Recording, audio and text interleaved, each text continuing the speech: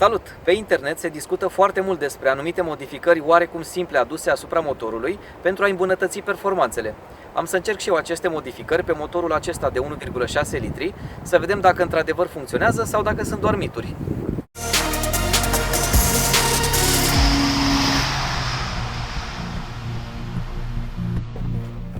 Pentru că am primit foarte multe întrebări pe această temă, în episodul de azi vom anula valva Eghere și vom discuta despre beneficiile și dezavantajele acestei modificări.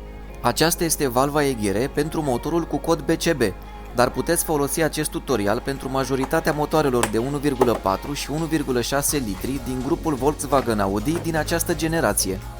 Ținând cont că lucrăm cu părți electrice ale motorului, pentru siguranță trebuie să deconectăm bateria, folosind o cheie tubulară de 10 mm.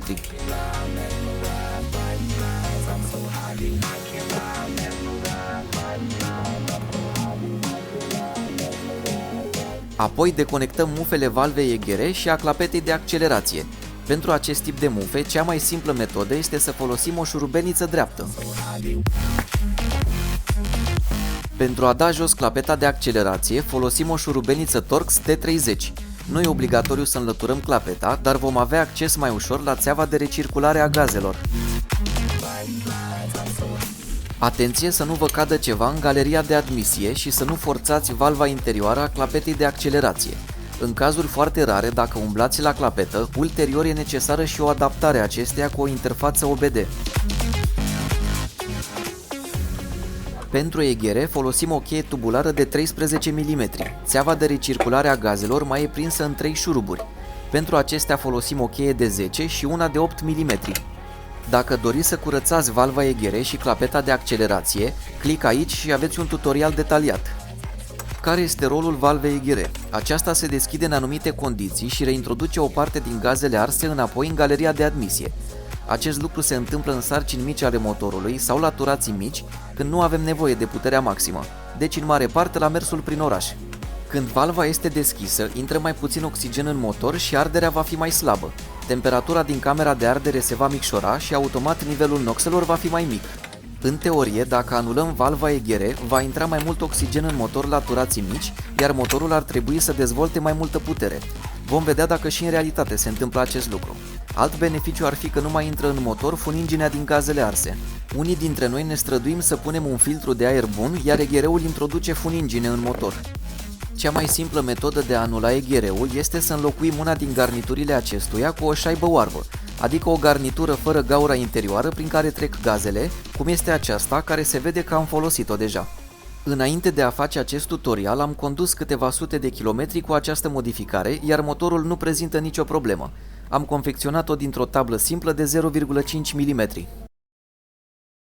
Garnitura dintre Eghere și motor am înlocuit-o cu garnitura confecționată de mine, iar în felul acesta recircularea gazelor arse este blocată. Eghereul trebuie să lucreze în continuare în gol pentru a nu indica vreo eroare în bord.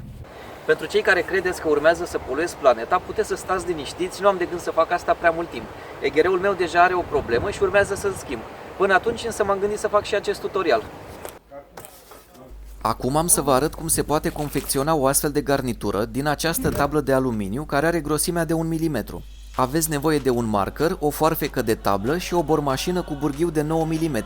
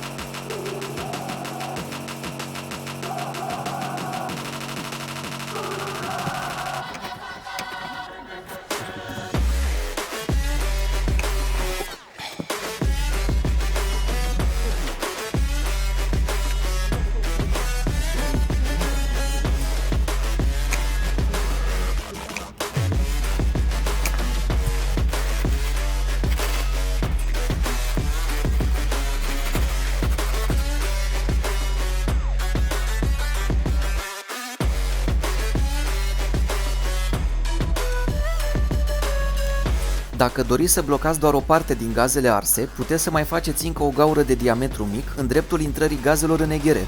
În felul acesta, efectele obturării eghereului vor fi mai mici.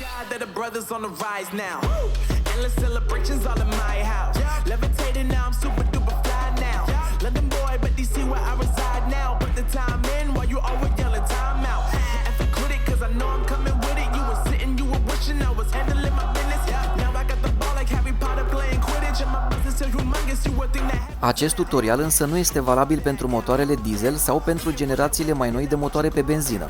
Pentru acestea trebuie să modificați în calculatorul de bord parametrii de funcționare ai valvei eghere. Altfel vor apărea erori și motorul poate să intre în limp mod.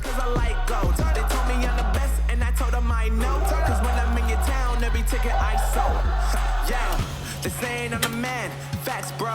Lot of haters, tell me where they at though. I'm the new pop, all I do is rap though. Want me on your song, throw a couple stacks, yo. Everybody wanna do the same thing. That's why we ain't on the same page. Do my own thing, and I maintain. Flow like water, so I'm going mainstream. I'm going mainstream. Flow like water, so I'm going mainstream. Yeah, I'm going mainstream. Flow like water, so I'm going mainstream. I'm going mainstream. Mainstream. Flow like water, so I'm going mainstream.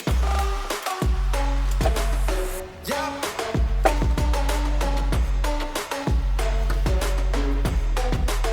I'm going mainstream. Damn. Flow like water, so I'm going mainstream. Dacă v-a plăcut acest tutorial, să nu ratați partea a doua, unde vom continua modificările motorului.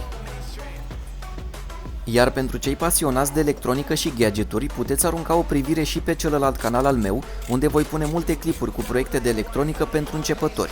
Click pe linkul de sus sau jos în descriere.